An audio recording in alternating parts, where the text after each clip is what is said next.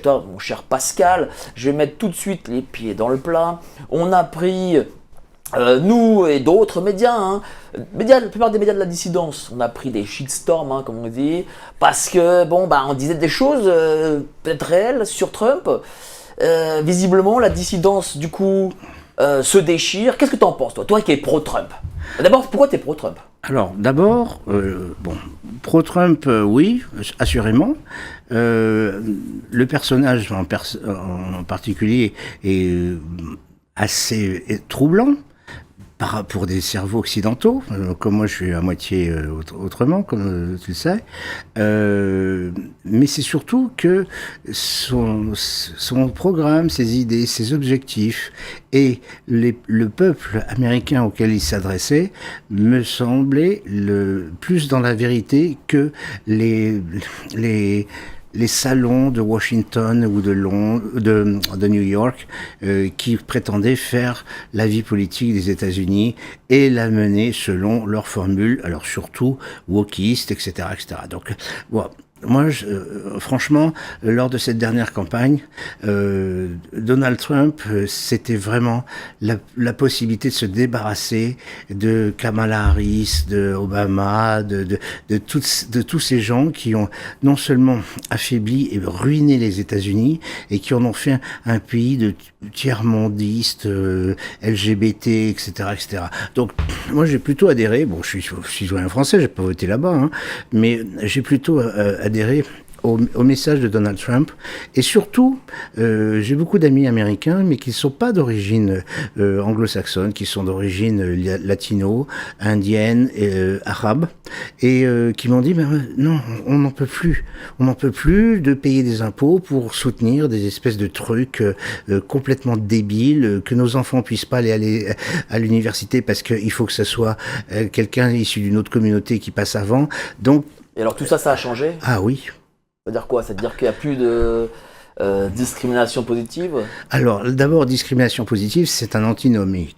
Discrimination, ça veut dire que c'est forcément au détriment de quelqu'un d'autre. Bon, ça c'est le fantasme des années 70. La discrimination positive, il faut faire venir. D'ailleurs, on a connu ça ici, à Sciences Po en l'occurrence. Il faut faire venir des gens, quel que soit leur niveau. Et donc, ça veut dire quoi? Ça veut dire que des gens qui ont le niveau... Non, mais ça, on sait. Mais il y a ou il n'y a pas? Il y a un changement. Ah bien sûr. Mais attention. Donc ça n'a pas... Attention, les universités américaines ne sont pas publiques. Donc ce sont des financements qui font que... Mais regarde, tu vois, en France... parmi les gens comme nous, qui sommes alternatifs, dissidents, résistants, appelle ça comme tu veux, eh bien, il y a eu un fort espoir en faveur de Donald Trump. Peut-être que trop grand espoir, parce que peut-être que les gens pensaient que l'arrivée de Trump déboucherait sur quelque chose en France, en Europe. Ça... Foutaise. Ça aussi, les gens, ils croient des choses, mais c'est comme ça. Et je vois des gens qui soutenaient ici Donald Trump et qui se sentent un peu trahis. Est-ce que tu comprends leurs sentiments? Alors, d'abord, tous les étrangers dont je suis ne font pas la politique américaine. Alors, ce sont les électeurs américains qui la font. On peut aimer ou apprécier un dirigeant ou étranger, mais de toute façon, en dernier recours, c'est le peuple qui vote pour lui ou contre lui qui choisit. C'est pas nous. Ce sont ni les médias, ni les comités de soutien, etc., etc. Je peux comprendre qu'on puisse avoir une sympathie envers un courant d'idées, une personnalité extérieure, en espérant, alors là, tu l'as dit, en espérant que celle-ci influença un petit peu la politique française ou européenne. Bon, le fait qu'il y ait des gens qui soient déçus, mais c'est tout à fait légitime, parce que ces gens-là ont été poussés à croire que tout allait changer dès son arrivée au mois de janvier 2025 à la Maison-Blanche. Bon, il y a beaucoup de choses qui ont changé. N'oubliez pas quand même... Tiens, vas-y, liste un peu ce qui a changé. les kilos de décrets qu'il a signés, les droits de douane, tout un tas de choses, ce qui faisait que les entreprises américaines qui s'étaient externalisées au Mexique et tout ça ont compris qu'il valait mieux qu'ils rentrent à la maison. Donc pour créer des emplois, oui, pour créer des emplois. Bon, ça a marché. Et ça marche. Hein, et donc, même certains qui pourraient avoir une opinion assez curieuse sur l'aspect international, les gens qui dormaient dans leur voiture dans des parkings surveillés et qui maintenant habitent dans des maisons, ça, faut pas leur dire que Trump a échoué.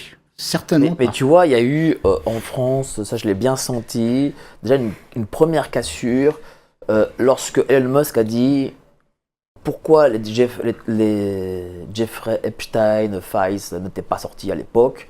Il y a quoi, il y a 7-8 mois de cela. C'est parce que Donald Trump en est. Et donc déjà, j'ai vu qu'il y avait une cassure là-dedans. C'est-à-dire que les gens se sont dit, merde, on a été trahis, ce gars-là est comme les autres. Il est comme Obama, il est comme Madame Harris, etc. Tu vois ? Oui. Et non, t'as pas senti ça ? Non, mais de toute façon, ici en France, il y a 95% des commentateurs, des journalistes et des gens du Boulevard Saint-Germain qui sont résolument anti-Trump, qui sont résolument anti-républicains, d'abord.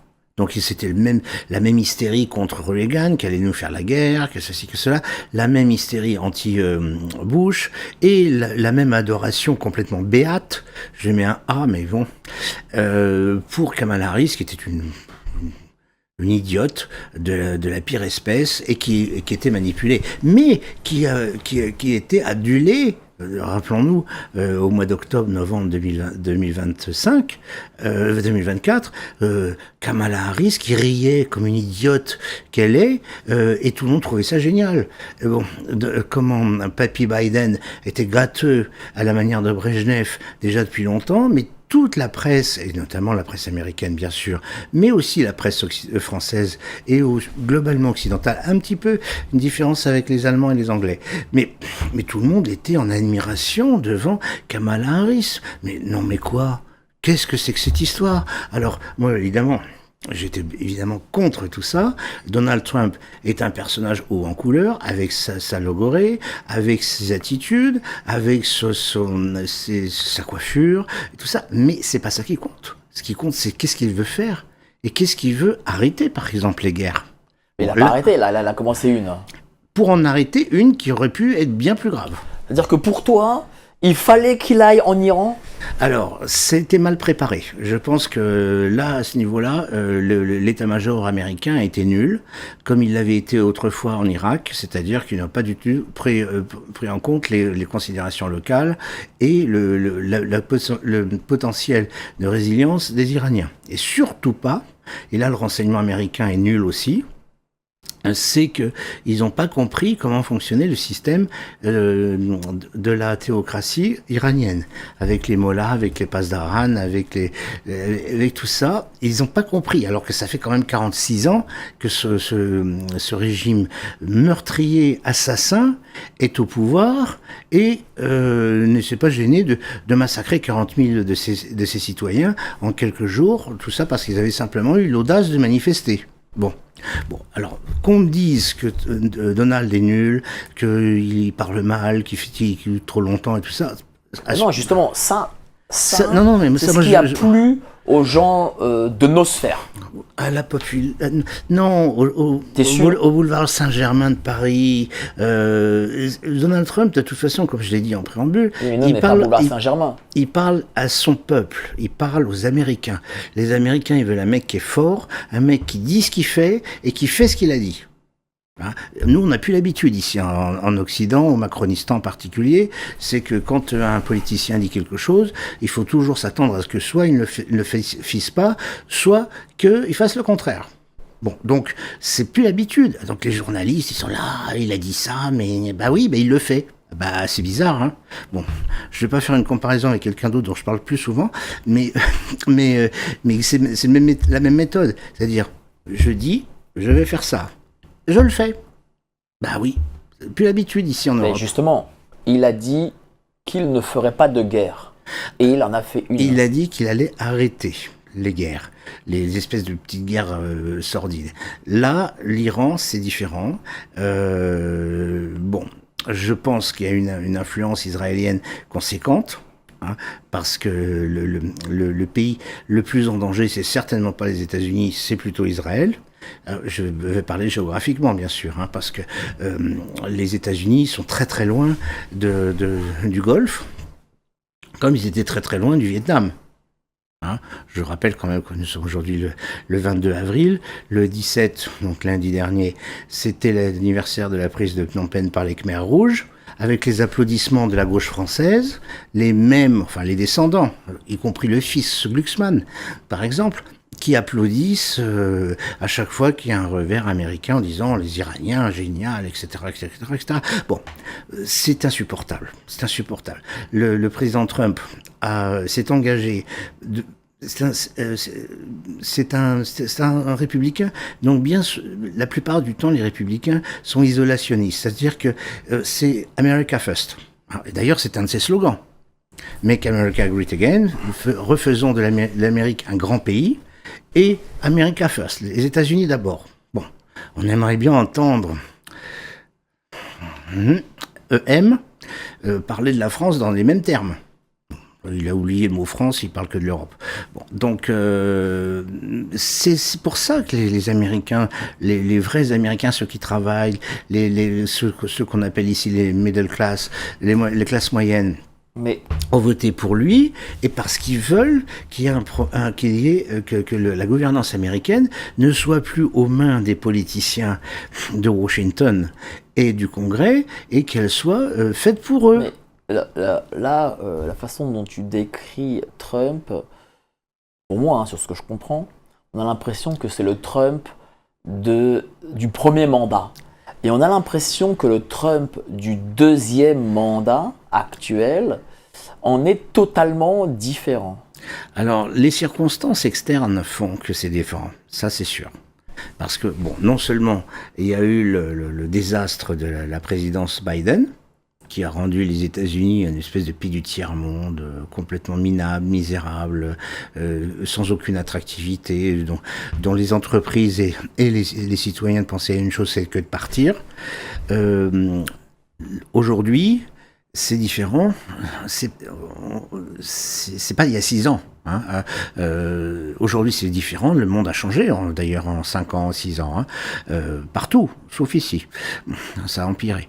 Mais, je veux dire par là, c'est que Donald Trump n'est pas dans une perspective de réélection. Donc, il sait qu'il en a pour 4 ans, et après, c'est fini. Donc, il peut se permettre d'engager des politiques ou des projets en sachant très bien que de toute façon, dans 2 ans, dans 3 ans, il n'est plus là. C'est-à-dire, c'est pas comme un président, comme lors de la dernière, son premier mandat, où il n'était pas du tout préparé, il n'avait pas de parti derrière lui, tout le monde le prenait pour un blaireau, etc., etc. Mais il n'était pas dans la perspective, il ne pouvait pas être réélu compte tenu des forces en puissance, médiatiques et politiques, d'être réélu. C'était une sorte de balance, et donc Donald Trump, machin, il est nul et tout ça, on va mettre Biden. Bon, ils ont vu. Ils ont compris. Non, ils n'ont pas compris. Pendant 3 ans sur 4, on nous a dit que Biden était un génie, que Kamala Harris était une pitié extraordinaire avec des pouvoirs considérables. On a bien vu que l'un était complètement gâteux et puis que l'autre était complètement idiote. Bon. Là, il a été élu en réaction pour ça, contre ça, bien entendu, mais aussi parce que il a dit voilà, moi je suis un homme d'affaires. Alors, je ne cesse de le dire, moi, que ce soit ce micro ou à d'autres, Donald Trump n'est pas un politicien. C'est pas un gars qui a fait sa carrière à Washington, ni au Congrès, ni dans les cabinets, ni dans des agences tortueuses. C'est un type qui a fait du fric. Il l'a fait lui-même avec ses sous. Quelquefois, il a même eu des échecs retentissants. Et il a dit, voilà, il correspond plus aux Américains que les fonctionnaires de Washington, assurément. Mais toi qui regardes beaucoup les États-Unis, Oui. qui sais ce qui s'y passe, Oui. Est-ce que le débat qu'on a ici en France, c'est essentiellement un débat français sur Trump, ou est-ce qu'en Amérique, eux-mêmes se disent la même chose? Est-ce que par exemple, cette fameuse base MAGA, est-ce qu'elle se dit, voilà, Trump, il nous a déçus, il fait des choses pour lesquelles on ne l'a pas élu. Voté, ouais. Est-ce qu'ils se disent ça eux aussi? Alors ça existe, mais c'est pas comme ici, parce qu'ici c'est du bombardement hystérique matin, midi et soir contre Trump. Trump dirait que l'eau ça mouille et que le feu ça brûle. Toute la presse et toute l'intelligentsia proto-socialiste dirait qu'il est fou, qu'il raconte n'importe quoi, etc. Aux États-Unis, oui, et même au sein du mouvement qui est, enfin, de l'électorat qui l'a porté à la Maison-Blanche, il y a des discussions. Et on le sait aussi parce qu'on en a une preuve technique, alors c'est ça qui est assez hallucinant, c'est que pour la première fois, un président américain laisse un vice-président avoir des fonctions éminentes, représenter le président, ce qui ne s'est jamais fait. Autrefois, le vice-président, c'était plutôt une espèce un souffleur de théâtre. Là, pas du tout. Vance a une vraie mission. Donald Trump s'est entouré de gens qui ne sont pas issus ni du Congrès, ni des agences de la CIA, de tout ça. Il a pris un peu sa famille, tout ça.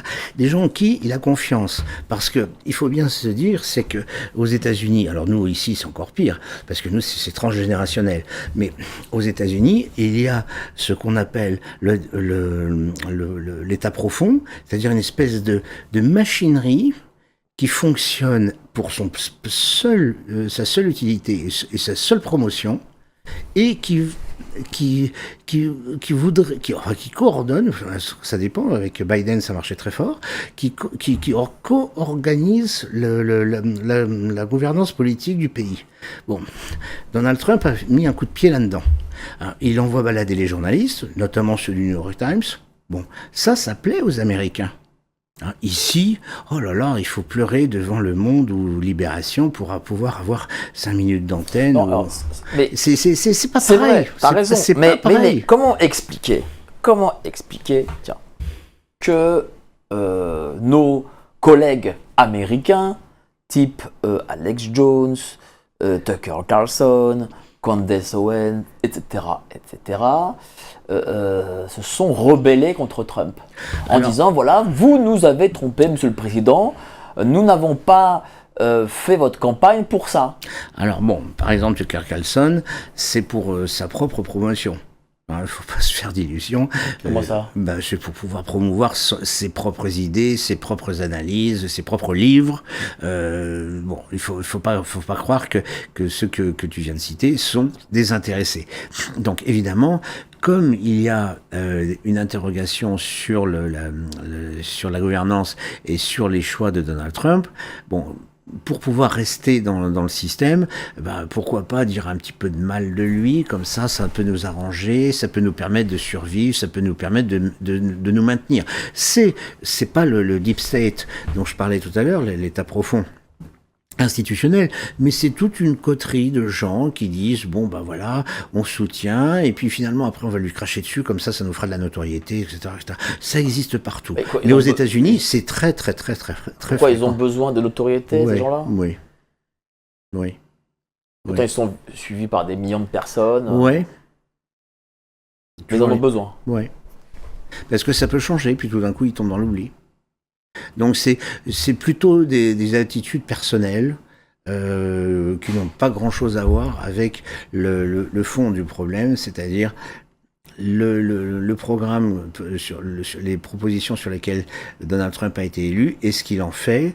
Ça, c'est pas vraiment leur priorité. L'important, c'est de faire parler d'eux et de vendre leurs bouquins, leurs émissions de télé, etc.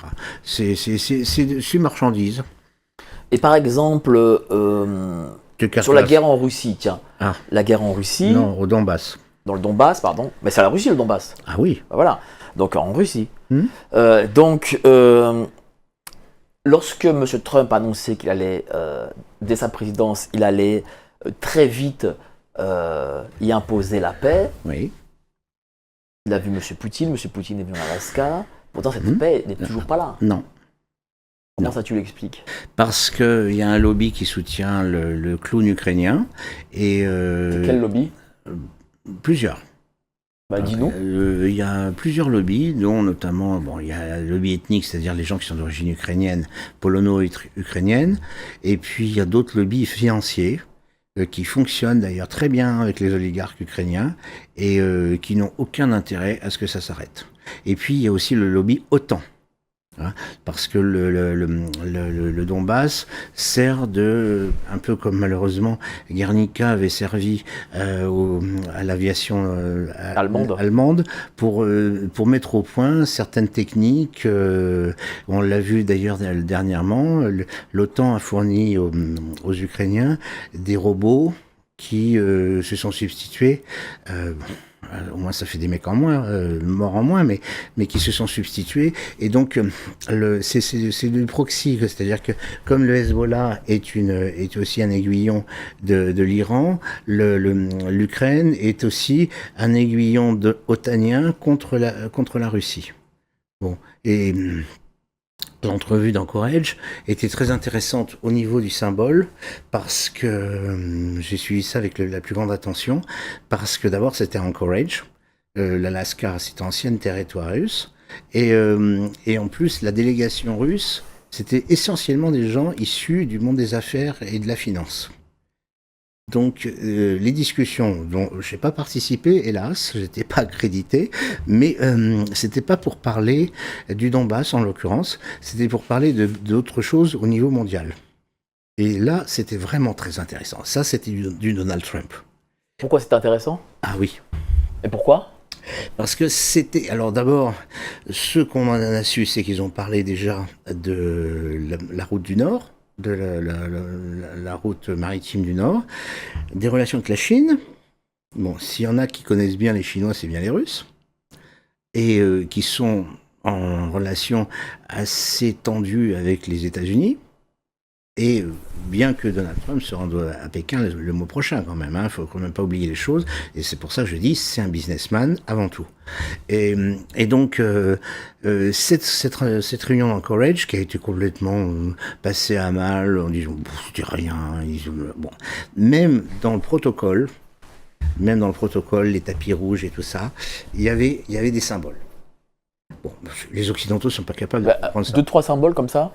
Justement, le tapis rouge, l'avion de Poutine est arrivé. Il n'était pas en face du tapis rouge, ils ont tiré l'avion pour qu'il soit... Enfin bon, ça peut paraître des détails, mais quand on connaît bien le monde du protocole, c'est essentiel. Ce sont des symboles prioritaires. Et bon... Ensuite, la discussion s'est faite sur une base militaire américaine en Alaska, et il n'y a pas eu de conférence de presse, et les deux présidents se sont quittés. C'est-à-dire que c'était vraiment une réunion de travail. C'était pas pour faire du buzz, pour faire de l'audience, pour faire du bruit, pour remplir les colonnes du Washington. Mais derrière, il n'y a pas eu de suite. On ne sait pas. Qu'est-ce qui te fait dire qu'il y aura des suites? Il y en a. Il y en a qu'on ne voit pas, peut-être, ça? Non. Concernant le Donbass? Non. Toujours concernant la route du Nord, c'est ça? Et autres endroits. Et ça sortira plus tard.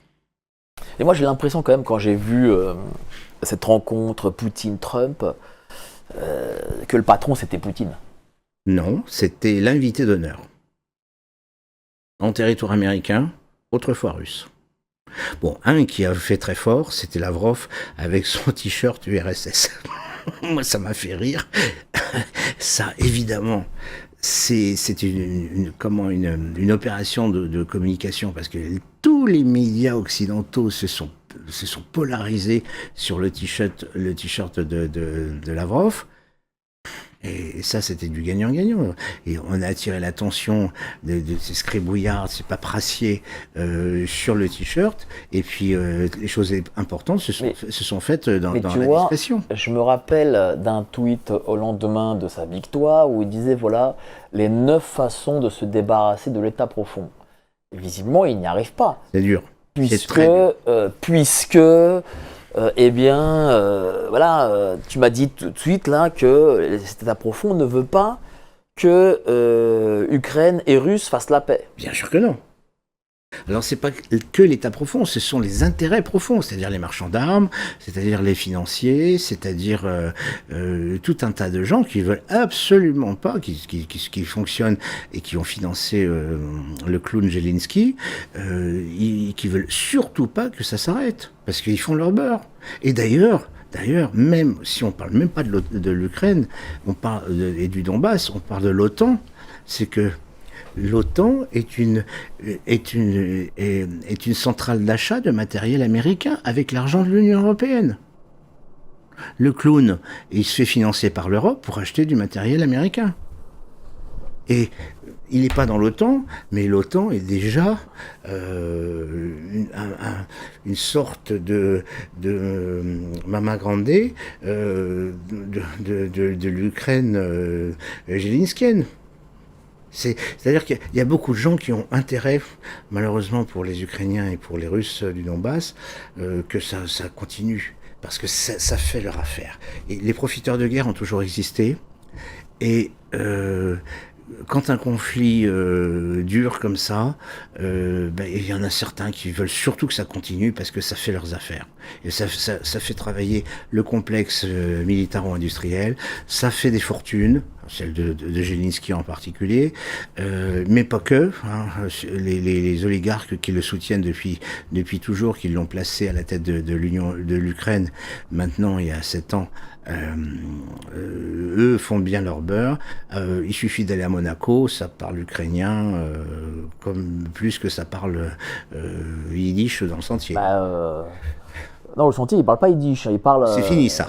C'est pas des juifs, c'est des juifs. Oui, c'était à 60 ans peut-être. Voilà, c'est ça. Mais la vérité, si je mens, c'est pas des juifs qui parlent yiddish. Non, c'est des gens de l'Afrique du Nord. Voilà, donc ils parlaient pas trop ça. Non, mais à l'origine, mais bon, tout ça, c'est ça.